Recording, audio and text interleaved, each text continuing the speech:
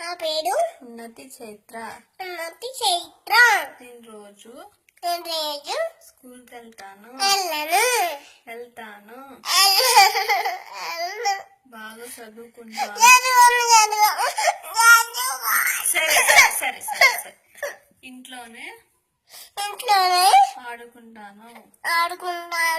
స్కూల్కి వెళ్ళను.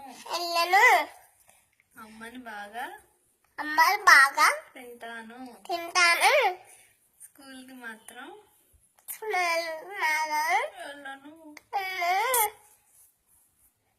వెళ్ళను.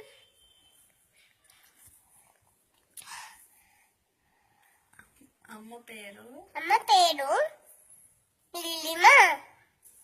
నాన్న పేరు డాడీ.